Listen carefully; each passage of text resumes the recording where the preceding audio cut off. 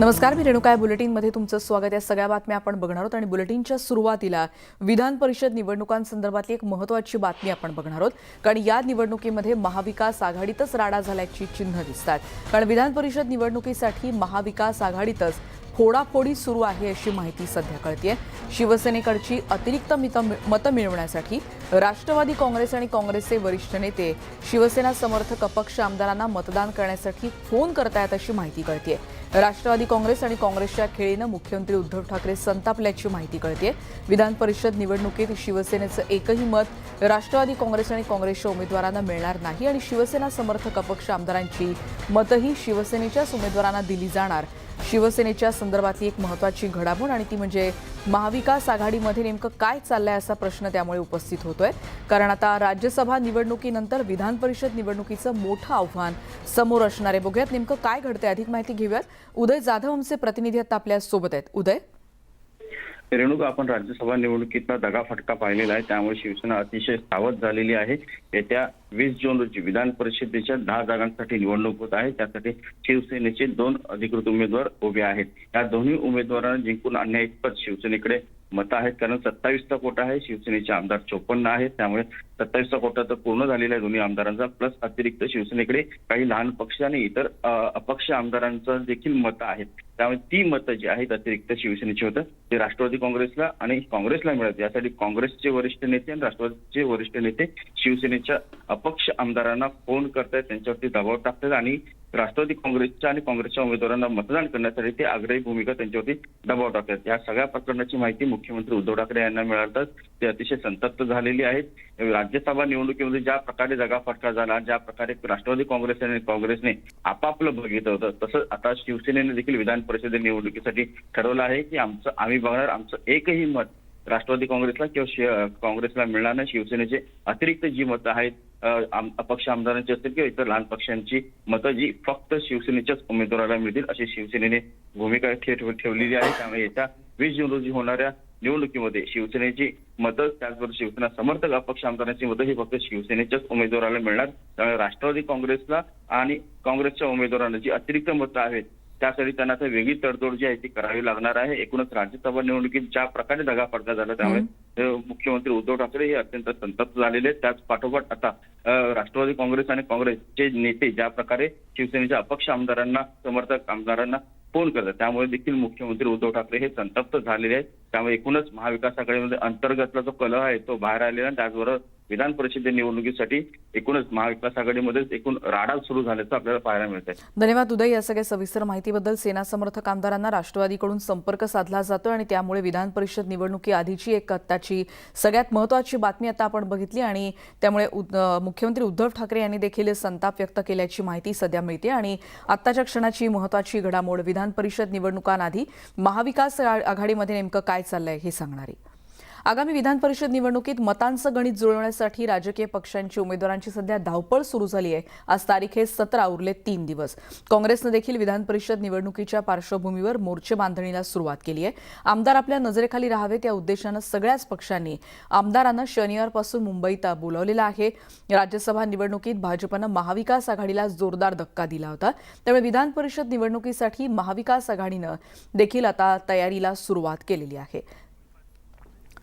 त्यामुळे 10व्या जागेसाठी ही मुख्य लढत होणार आहे। काँग्रेसनं रणनीती आखल्याचं विजय वडेट्टीवार यांनी म्हटलेलं आहे। त्यामुळे आत्ताच्या क्षणाची एक महत्त्वाची बातमी की या सगळ्या निवडणुकीमध्ये नेमकी बाजी कोण मारणार यासाठी आता प्रचंड मेहनत करावी लागणार आहे। महाविकास आघाडीमध्ये कशा पद्धतीनं संघर्ष सुरू आहे यासाठी आपण बघितलं, कारण शिवसेनेच्या आमदारांना देखील आता राष्ट्रवादी काँग्रेसकडून फोन केले जात आहेत आणि त्या संदर्भातली बातमी देखील आता आपण बघितली। शिवसेनेकडची अतिरिक्त मतं मिळवण्यासाठी राष्ट्रवादी काँग्रेस आणि काँग्रेसचे वरिष्ठ नेते शिवसेना समर्थक अपक्ष आमदारांना मतदानासाठी फोन करत असल्याचं कळत आहे। आणि याच आगामी विधान परिषद निवडणुकांच्या पार्श्वभूमीवर वेगवेगळ्या घडामोडींना आता सुरुवात झाली, कारण काँग्रेसच्या गोटात सध्या शांततेचं वातावरण आहे। बघूयात काँग्रेसमध्ये काय घडतंय। निवडणुकीच्या पार्श्वभूमीवर काँग्रेस आमदारांसोबत पक्ष नेतृत्व आणि उमेदवारांची काहीच चर्चा झालेली नाही अशी माहिती सूत्रांकडून मिळते। कोणताही दगाफटका होणार नाही याचा काँग्रेसला पूर्ण विश्वास असल्याचा दावा आमदार राजू पारवे यांनी केलाय। त्यामुळे आताच्या क्षणाची ही महत्त्वाची बातमी। मला एक सांगा, अगदी काही तास शिल्लक राहिले, म्हणजे 4 दिवस शिल्लक राहिलेले आहे. काँग्रेसमध्ये काही उमेदवारांचा फोन, काही मुंबईला बोलावणं आलं तुम्हाला? नाही, असं काही फोन वगैरे आला नाही. पण जेव्हा मागच्या निवडणुकीमध्ये आमच्या बैठकी झाल्या नेत्यांसोबत, तर मला असं वाटतं की उद्या वगैरे सगळ्या आमदाराला फोन येईल आणि सर्व लोक आम्ही एका ठिकाणी येण्याचं अगोदरच आमचं ठरलं होतं की एका ठिकाणी आम्ही बसू एकदा. अच्छा, मुंबईला कधी जायचं, काही अजून तारीख निश्चित नाही झाली? तारीख निश्चित नाही झाली आतापर्यंत, पण असं वाटतं की उद्या वगैरे सगळ्यांना फोन येतील आणि 18 तारखेला वगैरे बोलणं होईल आमचं. काय वाटतं, म्हणजे ज्या प्रकारे 10वी जागेमध्ये जी लढत आहे ती काँग्रेस आणि भाजपमध्ये पाहायला मिळत आहे, या पार्श्वभूमीवर भाजपने आपल्या आमदारांना आधीच मुंबईला बोलावलं, काही लोकांना हॉटेलवर देखील नेलं, शिवसेनेकडनं देखील त्यांना हॉटेलवर पाठवलं जातं त्यांच्या आमदारांना. काँग्रेसमध्ये हालचाल दिसत नाही, काय म्हणजे विजयाचं आश्वासन पक्क आहे म्हणून की हालचाली होत नाही, काय कारण आहे? नाही, असं नाही, हालचाली होत नाही असं नाही आहे. नाही, यावेळेस आम्ही काँग्रेस पक्ष म्हणून आमचे जे उमेदवार आहेत दोन्ही वरिष्ठ नेत्यांनी यावेळेस जी आखणी आहे ती मला असं वाटतं की एकदम दुरुस्त आहे. मागच्या जे काही चुका झाल्या असतील त्या चुकातून दुरुस्त होऊन यावेळची निवडणूक आम्ही लढणार आहोत आणि 100% आम्ही सर्व आमदार, आम्हाला असं वाटतं की आमचे दोन्ही उमेदवार यावेळेस निवडून येतील. व्हिडिओ जर्नलिस्ट प्रशांत मोहितेसह तुषार कोहळे, न्यूज 18 लोकमत, नागपूर. आणि यानंतर पुढची बातमी आपण बघणार आहोत न्यूज 18 लोकमतच्या दणक्याची. कारण मुंबईतला ऐतिहासिक माहीम किल्ल्याला अतिक्रमण मुक्त आता केलं जाणार आहे. किल्ल्यावरच्या झोपडपट्टी आता हटवली जाणार आहे आणि किल्ल्याचं सौंदर्यीकरण केलं जाणार आहे. या किल्ल्याच्या संवर्धनासाठी सरकारकडून सर्वतोपरी प्रयत्न केले जात आहेत आणि त्यासाठी पर्यटन मंत्री आदित्य ठाकरे यांनी विशेष पुढाकार घेतलाय. पर्यटन मंत्री आदित्य ठाकरेंनी मंत्रालयातील दालनामध्ये पुरातत्व विभाग, पर्यटन विभाग आणि मुंबई महानगरपालिकेच्या अधिकाऱ्यांसोबत काल संयुक्त आढावा बैठक घेतली. या बैठकीमध्ये माहीम किल्ल्याच्या संवर्धनासाठी तात्काळ कारवाई करून 1970-72 पासून किल्ल्यावर वास्तव्याला असणाऱ्या रहिवाशांचं दुसऱ्या ठिकाणी पुनर्वसन करण्याचे आदेशच आदित्य ठाकरे यांनी अधिकाऱ्यांना दिले आहेत. या संदर्भातली बातमी आमचे प्रतिनिधी विशाल पाटील यांनी दाखवली होती आणि कशा पद्धतीनं इकडच्या नागरिकांचे हाल होतात हे देखील आपण पाहिलं होतं आणि त्याचाच आता मोठा इम्पॅक्ट पाहायला मिळतोय. माहीम किल्ला अतिक्रमण मुक्त होणार आहे आणि याचं कारण म्हणजे माहीम किल्ल्यावरती ज्या झोपड्या होत्या या झोपड्याधारकांना महापालिकेकडनं घरं देण्यात येणार आहे. खरं तर न्यूज 18 लोकमतनं गेले वर्षभर या बातमीचा पाठपुरावा लावून धरलेला आहे. माहीम किल्ला कशा पद्धतीनं अतिक्रमणाच्या विळख्यात आहे हे सर्व न्यूज 18 लोकमतनं समोर आणलं होतं आणि त्यानंतर महापालिका, पुरातत्व विभाग, पर्यटन मंत्री आदित्य ठाकरे यांच्या या पुढाकारानं येथील नागरिकांना आता घरं देण्यात येणार आहेत आणि अवघ्या 15 ते 20 दिवसात हा संपूर्ण किल्ला जो आहे हा अतिक्रमण मुक्त होणार आहे.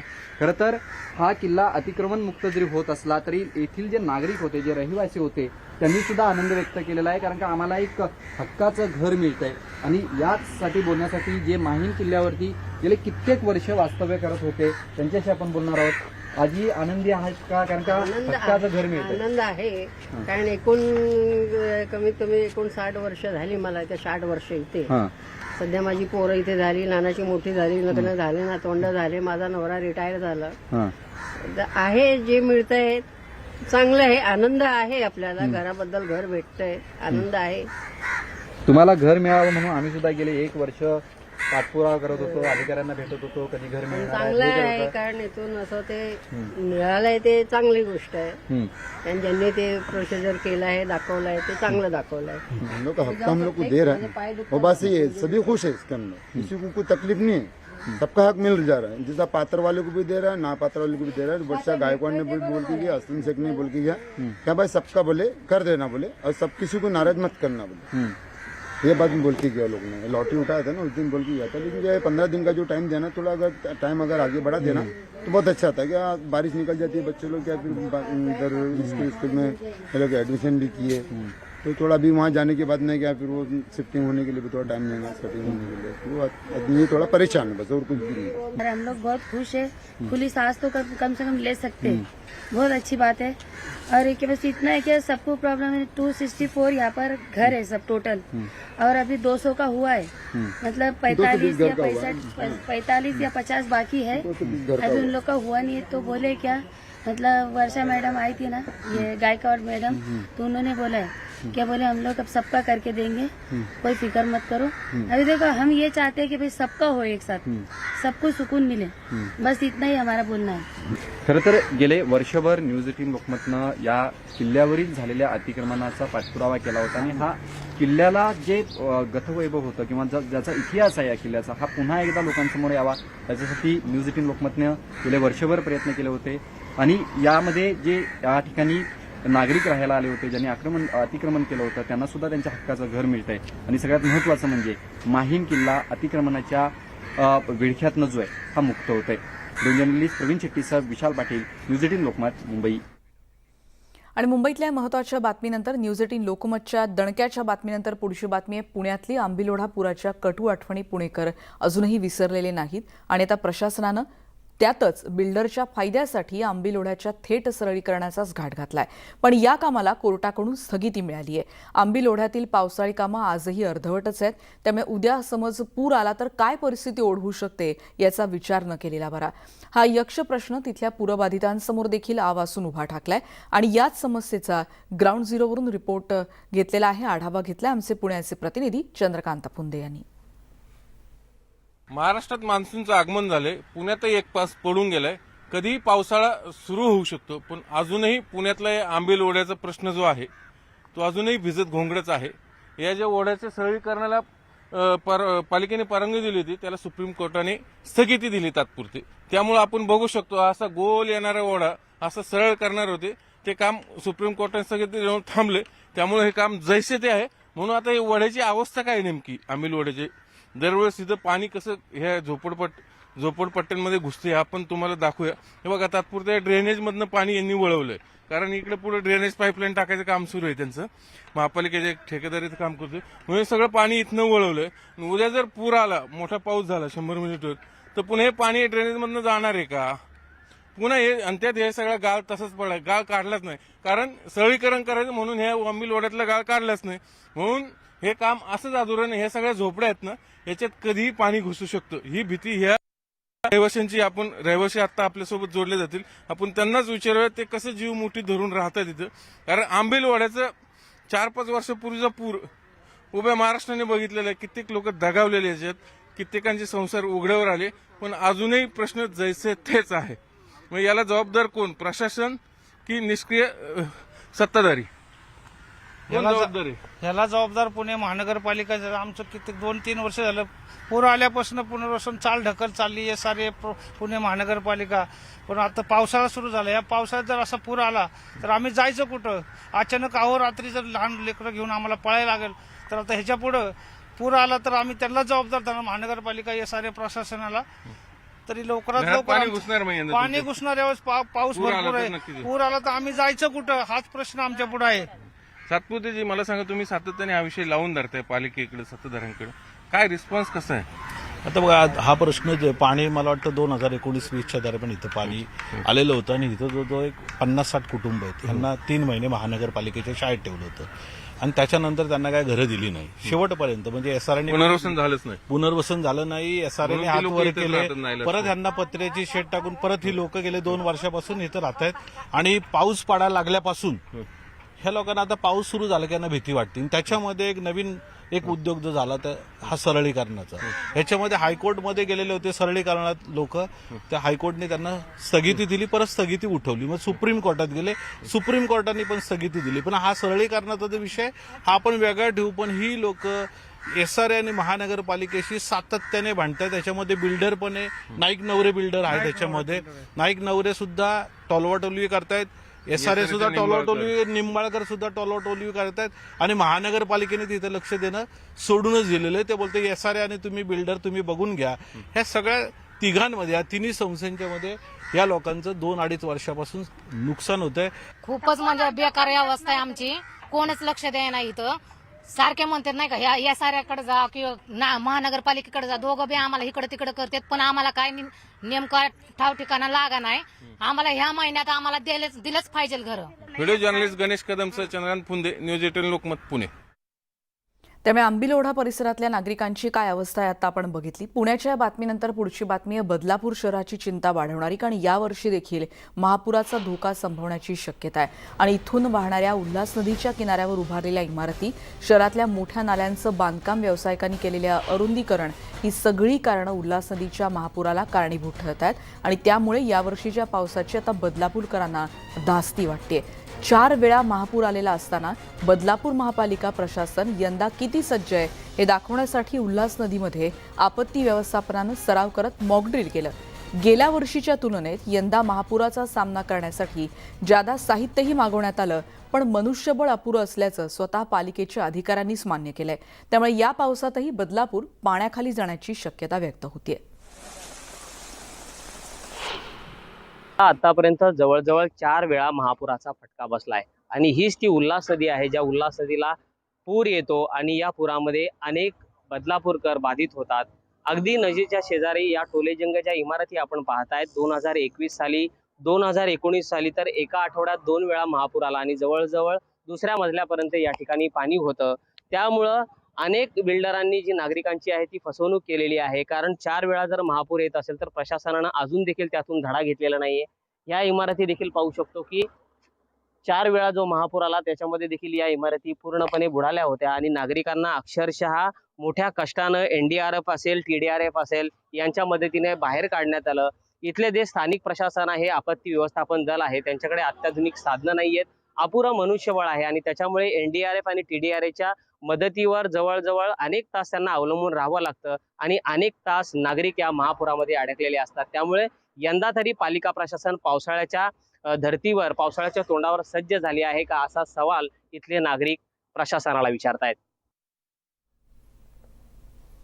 मी ठाम डिसिजन घेतलेलं आहे. जर काही आम्हाला मदत मिळाली नाही किंवा आमचं काही ह्या वर्षी जरी आमचं काही नुकसान झालं, त्याची भरपाई नाही मिळाली, तर आम्ही मतदानवरती बहिष्कार घालणार आहे. आम्ही जरासुद्धा निवडणुकीमध्ये सहभागी होणार नाही आहेत असं आम्ही ठाम मत केलेलं आहे.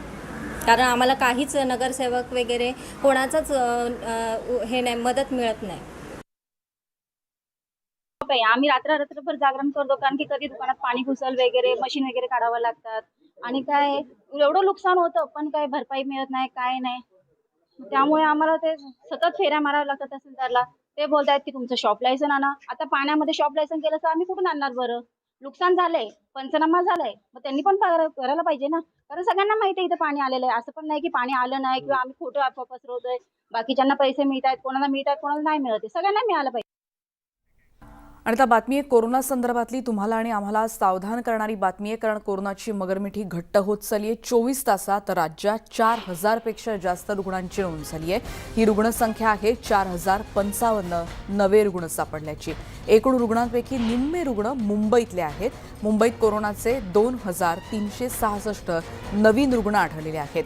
राज्यात BA.5 व्हेरियंटचे 2 नवीन रुग्ण आहेत आणि 2 कोरोना रुग्णांचा मृत्यू झालाय. संसर्ग वाढला आणि त्यामुळे प्रशासनाच्या चिंतेत साहजिकच भर पडली आहे आणि त्यामुळे राज्याची चिंता वाढवणारी ही बातमी सध्या आपण बघतोय. रुग्णसंख्येचा आलेख सातत्यानं वाढतोय, त्यामुळे प्रशासनाची चिंता वाढली आहे. 4055 रुग्णांची नव्यानं भर पडली आहे आणि मुंबईमध्ये रुग्णसंख्या 2366 पर्यंत आहे. 3 कोरोना रुग्णांच्या मृत्यूची नोंद झालेली आहे. त्यामुळे आत्ताच्या क्षणाची महत्त्वाची बातमी आणि त्यामुळे कोरोनाच्या ही चौथी लाट आहे का काय किंवा ती येते की काय अशी परिस्थिती निर्माण झाली आहे. शाळा आणि कॉलेजेस नुकतीच सुरू झाली आहेत, त्यामुळे प्रशासनासमोर हे एक आव्हान निश्चितच असणार आहे. पण या सगळ्या पार्श्वभूमीवर आपण सगळ्यांनी काळजी घेणं नितांत गरजेचं आहे. बघूयात मुंबईतली आकडेवारी देखील आणि राज्यातल्या रुग्णसंख्येच्या संदर्भातल्या आणखी तपशील.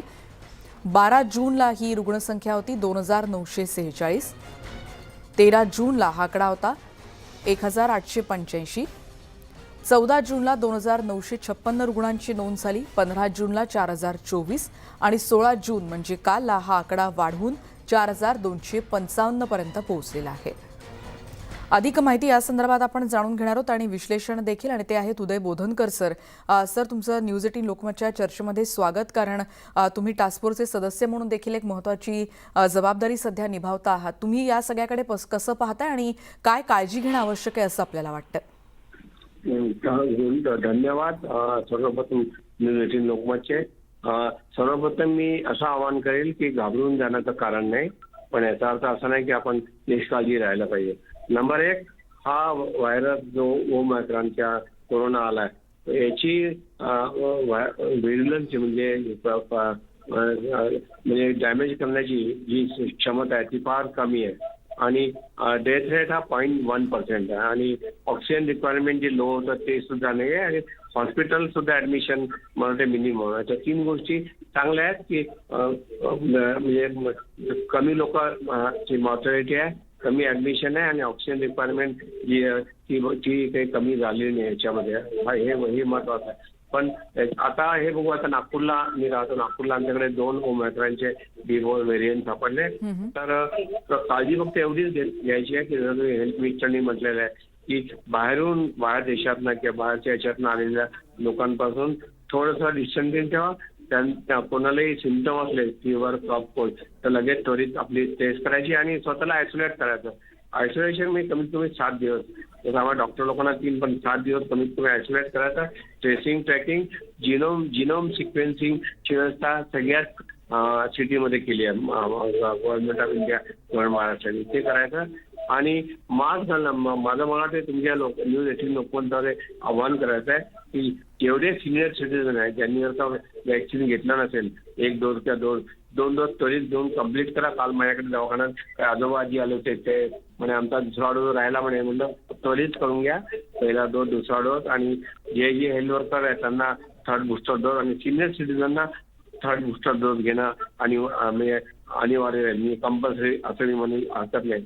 आणि ताई याच्या व्यतिरिक्त ज्या लोक असं पाहायला गेलं आहे की हा जे 3 जे मृत्युमुखी पडले आहे त्यांच्यामध्ये व्हायरसमुळे तर झालंय, पण इन ॲडिशन कोमॉर्बिड कंडिशन जे आहेत ज्याच्यामध्ये अस्थमा आहे, निमोनिया आहे, ज्यांना डायबिटीस आहे, हायपरटेन्शन आहे, ओबेसिटी आहे, ब्लड प्रेशर आहे, त्या लोकांनी थोडं काळजी घेणं आणि त्यांनी मास्क लावायचा आणि सिनियर सिटीजननी बाहेर कमीत कमी निघा, काम असेल तर, आणि जाताना मास्क घालणं, डिस्टन्सिंग आणि हँड वॉशिंग या गोष्टी पाळणं महत्वाचे. तर म्हणजे आवाहन करतो की त्वरित डोस घ्या. आणि परत अजून एक सांगतो की जे मुलांना 12 ते 18 वर्षामध्ये ज्यांनी घेतलं नसेल, आई वडिलांना विनंती आहे की त्वरित जाऊन त्या मुलांचे 2 डोस पूर्ण करा. कारण शाळेत जातात आहे, शाळेमध्ये गेल्यावर त्या मुलाला जर काही इन्फेक्शन झालं तर सगळ्यांना इन्फेक्शन करू शकतो. तर त्वरित वॅक्सिन मला ते SMS जे होतं ते सॅनिटायझेशन, मास्क आणि सेफ डिस्टन्स निश्चितच या सगळ्या दृष्टीनं ही काळजी घेणं नितांत गरजेचं आहे. धन्यवाद उदय सर, तुम्ही या केलेल्या विश्लेषणाबद्दल. त्याच्यामुळे कोरोनानं पुन्हा एकदा राज्याची चिंता वाढवली आणि या संदर्भात काळजी करण्याची गरज नाही, पण काळजी अगदीच करू नका असं नाही, तर आवाहन त्यांनी केलेलं आहे ते म्हणजे तुम्ही गर्दीच्या ठिकाणी जात असाल तर मास्कचा वापर नक्की कराल. पुढची बातमी आपण बघणार आहोत. मंगळवेढा आगारातल्या एसटी चालकाला प्रवाशानं मारहाण केल्याची घटना घडली आहे. सोलापूर जिल्ह्यातल्या नातेपुतेजवळ एका हॉटेलवर एसटी थांबली होती आणि त्यावेळी हा प्रकार घडलाय. गाडी निघायला उशीर का केला म्हणून संतापलेल्या प्रवाशानं एसटी चालकाला शिवीगाळ करत मारहाण केली. या प्रकरणी ज्ञानेश्वर उराडे या प्रवाशाविरोधात गुन्हा दाखल करण्यात आलाय. आपण बातमी बघतोय मंगळवेढा आगारातल्या एसटी चालकाला मारहाण केल्यासंदर्भात.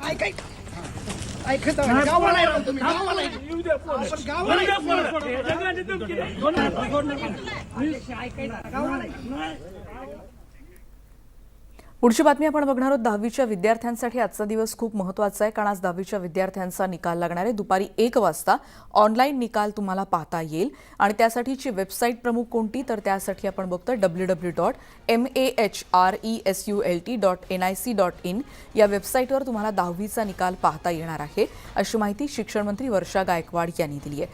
त्याचबरोबर news18lokmat.com या आमच्या वेबसाईटवर देखील विद्यार्थ्यांना निकाल पाहता येईल. त्यामुळे 10वीच्या विद्यार्थ्यांना ऑल द बेस्ट.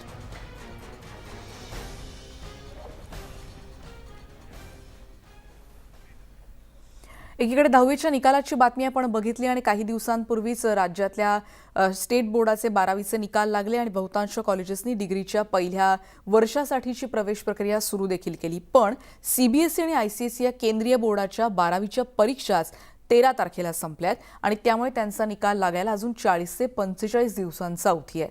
त्यामुळे CBSEच्या विद्यार्थ्यांच्या प्रवेशाचं काय असा प्रश्न त्यांचे पालक सध्या विचारतात आणि म्हणूनच News18 लोकमतनं या एक्सक्लुझिव्ह रिपोर्टद्वारे या सगळ्याची माहिती घेतली.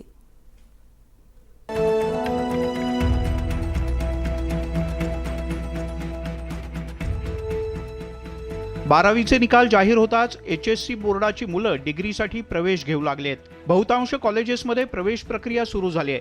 तसे फलकच दर्शनी भागात लावले गेले आहेत. पण या सगळ्या धामधुमीत CBSEच्या विद्यार्थ्यांचं काय? कारण त्यांचा अजून निकालच जाहीर झालेला नाही. त्यामुळे जर सर्व प्रवेश झाले तर आमच्या मुलांचं काय, असा परखड प्रश्न पालक उपस्थित करतायत. आता तर पुढे मेडिकल, इंजिनिअरिंग एंट्रन्स आहेत, बाकीच्या गोष्टी आहेत बरोबर, पण अजून सुद्धा त्याचा रिझल्ट नाही. तर मुलांनी कुठल्या आधारावर पुढचं गणित आयुष्याची सोडवायची आणि कुठल्या परीक्षेची प्रिपरेशन करायची? कॉलेजवाल्यांचं म्हणणं आहे की आता फक्त 12वीचा स्टेट बोर्डचा रिझल्ट लागलाय तर त्या लोकांचंच फक्त ऍडमिशन होईल. मग असं असेल तर आमच्या पाल्यांनी काय करायचं? ज्यांचे पाल्ले CBSE केलेले आहेत त्यांनी काय करायचं? 12वीच्या बोर्डाचे निकाल मागे पुढे लागत असल्यानं शैक्षणिक वर्ष सुरू करणं कॉलेजेससाठी जिकरीचं होऊन बसलंय. तरीही CBSEच्या विद्यार्थ्यांसाठी काहीतरी करू, असं SP कॉलेजच्या प्राचार्यांनी म्हटलंय. ही प्रोसेस की लगेच एक दिवसात सुरू केली की 4 दिवसात संपत नाही. त्या मेरिट फॉर्म्समधनं ॲडमिशन फॉर्म सॉर्ट करून पहिली लिस्ट, दुसरी लिस्ट, तिसरी लिस्ट लागेपर्यंत हा मंथ एंड आमचा येणार आहे. मग 1 जुलैला आम्ही एक कॉलेज सुरू करू आणि तरीही प्रोसेस चालू राहील. परत आम्ही एक्सटेंड करू मेरिट फॉर्म भरायची तारीख. परत मुलं तोपर्यंत CBSEची मुलं यायला लागतील आणि त्यांची 10 तारखेला लागू दे, 15 तारखेला कधीतरी रिझल्ट लागेल, तेव्हा पण ती या प्रवाहात येऊ शकते. या शैक्षणिक गोंधळाबद्दल शासन दरबारी अजून साधी खबरबात सुद्धा नाही. उलट न्यूज 18 लोकमतनं ही बाब संस्थाचालकांच्या लक्षात आणून देताच त्यांनी विद्यापीठाला पत्र लिहून याबद्दल स्पष्टता करण्याची मागणी केली आहे. मॉडर्न कॉलेजचे मुख्य ट्रस्टी डॉक्टर गजानन एकबोटे यांनी न्यूज 18 लोकमतच्या या पुढाकाराबद्दल आभारही मानले. शासन स्तरावर अजून काही नाही माहीतच नाही लोकांना, ही डिफिकल्टीज माहीत नाही आहे. हे तुम्ही ध्यानात आणून दिलं तेव्हा हे आणि आमच्या प्राचार्यांनी मला सांगितलं तेव्हा मी शासनाला लगेच ताबडतोब विचारलं डायरेक्टरला.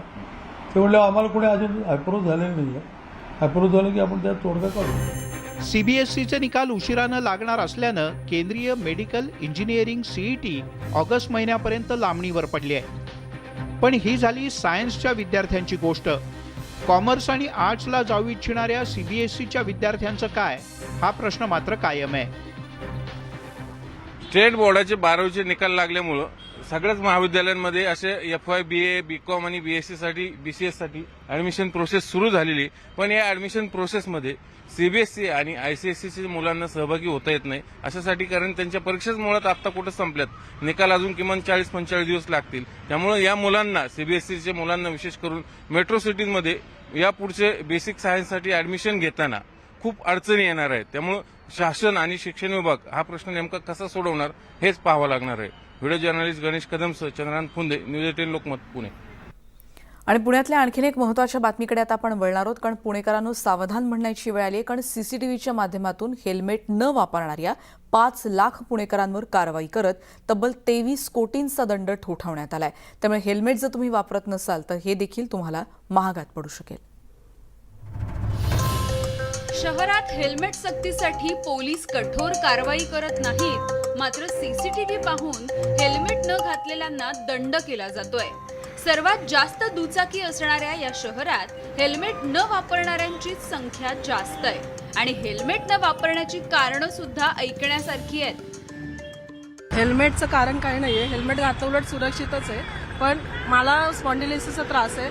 थोड्या वेळ 5 मिनिटं जरी मी घातलं ना तरी माझा खांदा लगेच दुखतो, म्हणून मी घातलं. घालायला पाहिजे, पण ऍक्च्युली मी आज विसरले, घाई गडबडीत होतो त्याच्यामुळे राहून गेले, पण घालायला पाहिजे. हेल्मेट आहे तिथे ठेवलेलं आहे मी आता. गाडीचा जरा प्रॉब्लेम आहे, बघायला चाललो सर. खरं पुढच्यालाही गरज नाही सिटीत आणि पुढच्यालाच लागेल असं नाही, मागच्यालाही लागू शकतं. त्यामुळे दोघांना ठीक आहे, घालणं गरजेचं आहे, पण सिटीत नसावं. पुणेकरांच्या असल्या भावना ऐकून हतबल झालेल्या वाहतूक पोलिसांना हेल्मेट सक्ती लादता काही आली नाही. मात्र पोलीसही एक पाऊल पुढे टाकायला निघालेत. ब्रिटिश सरकारचं डोकं ठिकाणावर आहे का, असा जाब लोकमान्य टिळकांनी पुण्यात विचारला होता. त्याच पुण्यातील पुणेकरांचं हेल्मेट ठिकाणावर आहे का याचा शोध वाहतूक पोलीस CCTVच्या दृश्यातून घेत आहेत आणि हेल्मेट न घालणाऱ्या पुणेकरांविरोधात कठोर दंडात्मक कारवाई करतायत. अशा हेल्मेट सक्तीला पुणेकरांचा विरोध वाढताना दिसतोय. पुणे वाहतूक पोलिसांनी वाहतुकीचे नियम मोडणाऱ्या वाहन चालकांवर CCTVद्वारे नजर ठेवायला सुरुवात केली आहे. त्यात सर्वात जास्त कारवाई झाली ती हेल्मेट न घालणाऱ्या दुचाकीस्वारांवर. सध्या आपण जे कारवाई करतोय ते CCTVद्वारे करतो आहे.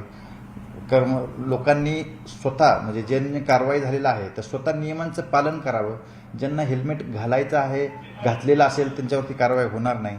ज्यांनी नाही घातलेलं असेल हेल्मेट परंतु तरी ते याच्या कॅमेऱ्याच्या कक्षेमध्ये जर आले तर त्यांच्यावरती कारवाई होणार.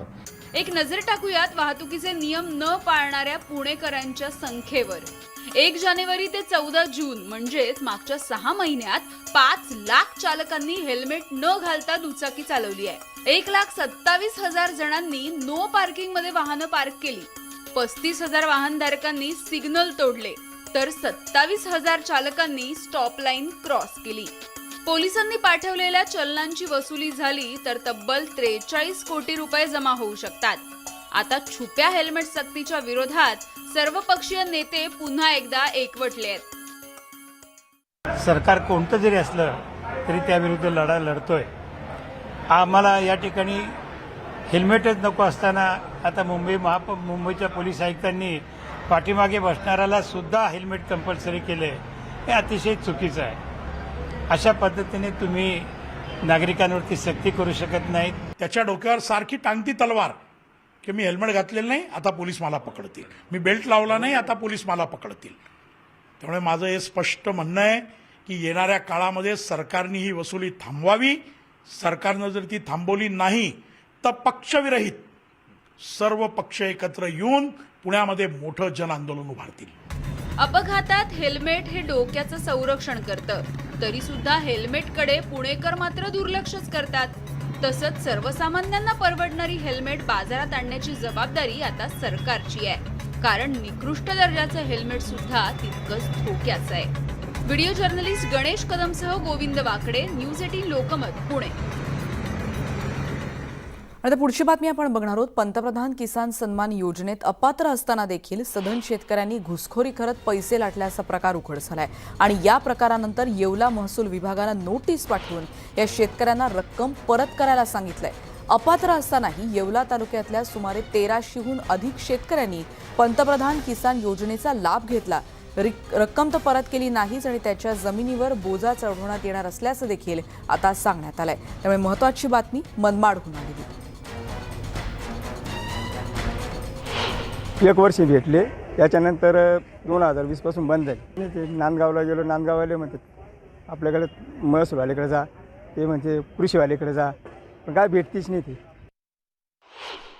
यामध्ये जे शेतकरी खरोखर पात्र आहेत, ज्यांची जमीन एकदम तुटपुंजी आहेत, 1 एकर 2 एकर अशा शेतकऱ्यांना अद्यापर्यंत PM किसानचे पैसेच मिळालेले नाही. अनेक लोकांनी तालुका कृषी अधिकारी आणि महसूल विभागाकडे चक्रा मारून मारून वैतागले. अक्षरशः कागदांचा ढीग त्या ऑफिसांमध्ये जमा केला, परंतु या योजनेचा लाभच मिळत नाही. तर या केंद्र सरकारने या योजनेची एक ठोस भूमिका घेतली पाहिजे आणि कलेक्टरने याच्यावरती एक लेखी पत्र काढलं पाहिजे. PM किसान योजनेचा लाभ साधारण 50 ते 60 हजार शेतकऱ्यांना दिलेले आहे. त्यापैकी इन्कम टॅक्स पेई आणि विविध कारणाने अपात्र असे 1383 शेतकरी आहेत. या सर्व शेतकऱ्यांना आम्ही नोटीस बजावलेल्या आहेत. त्यापैकी 49 लाख रुपये आमचे वसूल झालेले आहेत आणि अजून साधारणतः एकूण रक्कम 1,20,00,000 वसूल करायची होती. पैकी 70 लाख रुपये अजून आमचे वसूल करणे आहे बाकी आहे. आम्ही सर्व शेतकऱ्यांना याबद्दल नोटीस दिलेल्या आहेत. आता बातमी आपण बघणार आहोत. चोरांना आता पोलीस तर सोडाच पण देवाचीही भीती राहिलेली नाही. कारण मंदिरातून दानपेटी चोरणारे चोर आता घंटाही चोरायला लागलेत. CCTVची नजर आणि देव समोर असतानाही चोरांचे हात थरथरत नाहीत.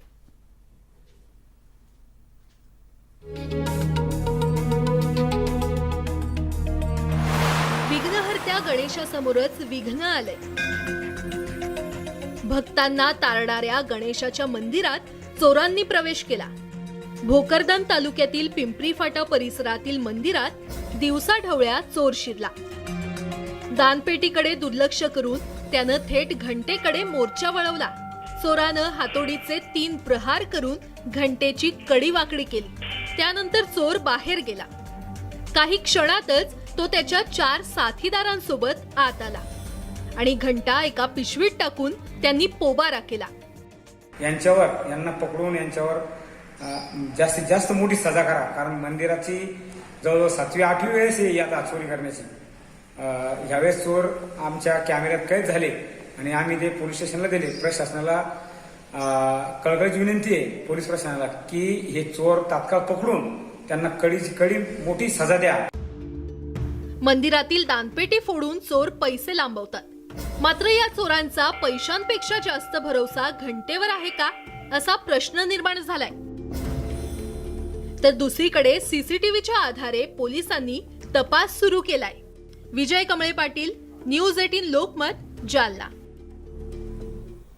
आणि आता बातमी आपण बघणार आहोत. शाळा नुकत्याच सुरू झाल्यात आणि शाळा सुरू झाल्यामुळे उत्साहात शाळेत गेलेल्या विद्यार्थ्यांचा हिरमोड होताना दिसतोय. पालघरमधली बातमी आपण बघतोय, कारण पालघरमधल्या सुमारे 2200 शाळांपैकी 950 शाळांमध्ये वीज पुरवठाच नाहीये.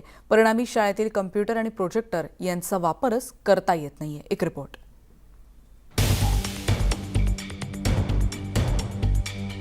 शाळेतील प्रोजेक्टरसह इतर इलेक्ट्रॉनिक आणि इलेक्ट्रिक वस्तू धूळखात पडल्यात. शैक्षणिक साहित्याचा विद्यार्थ्यांना वापर करता येत नाही.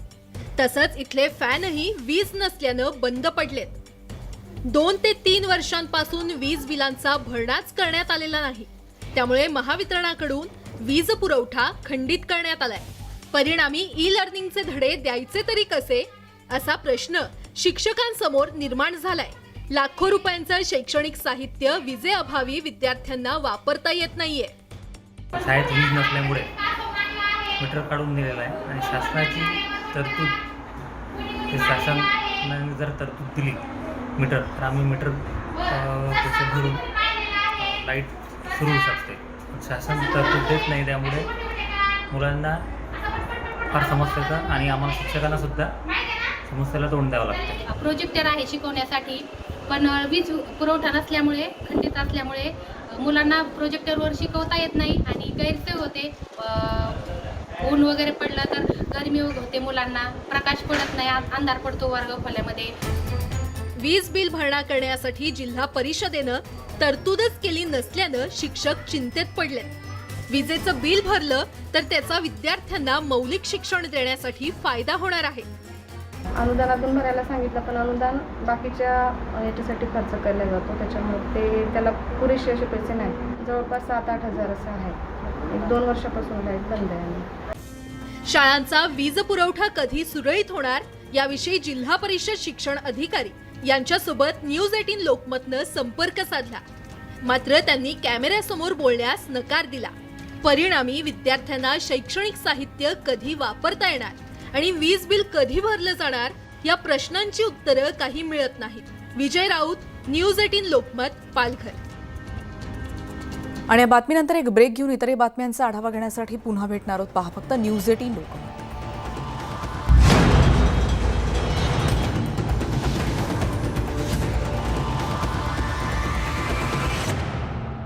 आणि त्या बातमी आहे विधान परिषद निवडणुकांसंदर्भातली एक महत्त्वाची, कारण विधान परिषदेसाठी देखील आता हॉटेल पॉलिटिक्सला वेग आला असं म्हणावं लागतंय. शिवसेना आणि समर्थक आमदारांची आज या संदर्भातली बैठकही दुपारी 4 वाजता सह्याद्री अतिथीगृहात होणार असल्याचं कळतंय आणि त्यासाठी आमदारांना आपापल्या बॅगा घेऊन येण्याचे आदेश देण्यात आलेत. सेनेचे आमदार उद्यापासून 20 जूनपर्यंत हॉटेलच्या मुक्कामी असणार आहेत आणि समर्थक अपक्ष आमदारही हॉटेल मुक्कामी असणार असल्याचं कळतंय. पवईतल्या हॉटेल रेनेसान्समध्ये मुक्काम असणार आहे. या सगळ्यांचा 20 जूनला हॉटेलमधूनच हे सगळे आमदार मतदानाला जाणार असल्याचं कळतंय. अधिक माहिती घेऊयात. आमचे प्रतिनिधी उदय जाधव आता आपल्या सोबत आहेत. उदय, पुन्हा एकदा राज्यसभा निवडणुकांची आठवण येईल असं चित्र दिसतंय, कारण पुन्हा एकदा मोठ्या प्रमाणात यासाठीची मोर्चे बांधणी केली जाते. कसं असणार आहे हॉटेल पॉलिटिक्स? अगदी बरोबर आहे. राज्यसभा निवडणुकी पाठोपाठ आता विधान परिषद निवडणुकीसाठी देखील मोठ्या प्रमाणात राजकीय हालचालींना वेग जो आहे तो वाढलेला आहे. शिवसेनेनं अधिक सावध पाऊल जे आहे ते उचललेलं आपल्याला पाहायला मिळतं आहे. आजच संध्याकाळी 4 वाजता सह्याद्री अतिथीगृहावरती शिवसेनेचे सर्व आमदार आणि समर्थक अपक्ष आमदारांनाही बैठकीसाठी बोलवण्यात आलेलं आहे आणि येताना आपापल्या कपड्यांच्या सर्व बॅगा ज्या त्या भरून त्यांना बोलवलेलं आहे. आणि या सह्याद्री अतिथीवरच्या बैठकीनंतर सर्व आमदार थेट पवई इथल्या रेनेसान्स हॉटेलमध्ये जाणार आहेत. तिथे ते 20 तारखेपर्यंत मुक्कामी असणार आहेत. 20 तारखेला विधान परिषदेची निवडणुकीसाठी मतदान होणार आहे. रेनेसन्स हॉटेलमधून शिवसेनेचे सर्व आमदार आणि समर्थक आमदार हे विधान भवनामध्ये मतदानासाठी बसने येणार आहेत. आज संध्याकाळी त्यासाठी त्यांचा मुक्काम जो आहे तो हलवला जाणार आहे. आपल्याला कल्पनाच आहे की सर्व इतर पक्षांचे आमदार जे आहेत ते आपल्या उमेदवारांना मतदान जे आहे ते करण्यासाठी शिवसेनेचे जे अतिरिक्त मतं असलेले अपक्ष आमदार आहेत त्यांना फोनाफोनी करतात. त्यामुळे शिवसेना आताच सावध झालेली आहे आणि आजच संध्याकाळी शिवसेनेच्या सर्व आमदारांना हॉटेलमध्ये शिफ्ट करणार आहे. त्यामुळे हॉटेल पॉलिटिक्सला जो आहे तो वेग आलेला आहे. आज संध्याकाळी 4 वाजता सह्याद्री अतिथीगृहावरती शिवसेनेचे सर्व आमदार जमणार आहे. तिथे महत्वाची बैठक होणार आहे. त्यांना मार्गदर्शन केलं जाणार आहे. तिथूनच बसने हे शिवसेनेचे सर्व आमदार अपक्ष आमदार रेनेसन्स हॉटेलमध्ये जाणार आहेत. धन्यवाद उदय या सगळ्या माहितीबद्दल. त्याच्यामुळे विधान परिषद निवडणुकांचे हळूहळू वेध लागले तशासाठी कारण एकीकडे या महत्त्वाच्या बैठक आणि त्यानंतर आमदारांचा हॉटेलमध्ये पुन्हा एकदा मुक्काम. पुढची बातमी आपण बघणार आहोत पुण्यातली, कारण पीएमपीच्या ड्रायव्हर आणि कंडक्टरने एक मोठं समाजभान राखलंय. या संदर्भातली बातमी बघूयात. रात्री 12 वाजता शेवटच्या प्रवासी महिलेच्या सोबत निर्जन बस स्थानकावर कुणीही दिसलं नाही म्हणून थांबण्याचा निर्णय त्यांनी घेतला आणि त्यांच्या या कृतीचं सर्व स्तरातून कौतुक होतंय.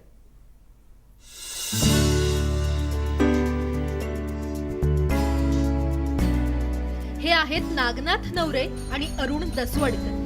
कात्रज ते सासवड या मार्गावर चालणाऱ्या पीएमपीएलचे चालक आणि वाहक.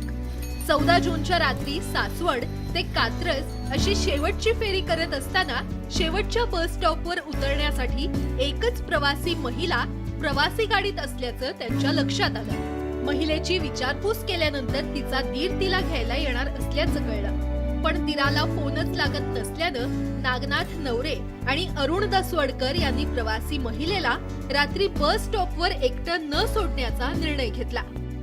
आम्ही 15 मिनिट थांबलो पण कोणी आलेलं नव्हतं. मग त्या बसमध्येच त्या प्रवाशाला लाईट वगैरे लावून तसंच बसवलेलं होतं महिलेला. तिच्यासोबत एक बाळ होतं. ते बाळ झोपलेलं होतं. 2-3 पिशव्या होत्या. मग ते आम्ही असं ठरवलं ड्रायव्हर आणि मी की बाबा एवढ्या रात्रीची वेळ आहे त्या महिलेला कसं सोडायचं एकटीला. तिथं एक भटकी कुत्रे होते 10-12 आणि रात्रीची वेळ असल्यामुळं काही प्रसंग काही व्हायला अजून मग आम्ही थांबलो. जर त्या ठिकाणी आपली घरातलीच व्यक्ती असती तर आपण काय केलं असतं असं समजून आम्ही त्या ठिकाणी थांबलो आणि त्या महिलेला तिच्या घरापर्यंत पोहोचण्याचा प्रयत्न केला. जवळपास 15 मिनिटं या महिलेसोबत थांबल्यानंतर वाहक असलेल्या नवनाथ नागरे यांना स्थानिक नगरसेवक वसंत मोरे बाजूला उभे असल्याचं लक्षात आलं. त्यांनी महिलेची अडचण वसंत मोरे यांना सांगितली. मोरेंनी या महिलेला तिच्या घरी सोडायची तयारी दाखवली आणि सुखरूपपणे तिला घरी सोडलं. त्यांचे फोन बंद लागत होते. इकडचे phone out of coverage area होते. मग मी घरी नेलं. घरी सोडल्यानंतर पण दरवाज्यातनं आतमध्ये जेव्हा ते गेल्या त्यांचा मी फोटो सुद्धा काढला की तो माझ्या सेपर साईडसाठी होता की उद्या माझ्या गाडीमध्ये जाताना कुणी पाहिलं होतं. त्यांना घरी सोडलं. मी त्यांना विचारलं ताई एक फोटो काढू का तुमचा. ते म्हणलं हो काढा. ज्या प्रकारे नागनाथ नवरे आणि अरुण दसवडकर यांनी कर्तव्य पार पाडतानाच माणुसकीचं जतन केलं ते खरंच कौतुकास्पद आहे. प्रत्येकानं नागरे आणि दसवडकरांप्रमाणे विचार केला तर समाजात महिला सुरक्षेचा प्रश्नच उपस्थित राहणार नाही. व्हिडिओ जर्नलिस्ट सचिन हंसाटेसह वैभव सोनावणे, न्यूज 18 लोकमत, पुणे. आणि या बातमीनंतर या बुलेटिनमध्ये आता आपण इथेच थांबतोय. जाताना महत्त्वाची आठवण, फेसबुक, ट्विटर आणि यूट्यूबवर आम्हाला फॉलो करायला विसरू नका. यूट्यूबवर सगळ्या बातम्यांचे व्हिडिओ देखील तुम्ही पाहू शकाल. पहा फक्त न्यूज 18 लोकमत.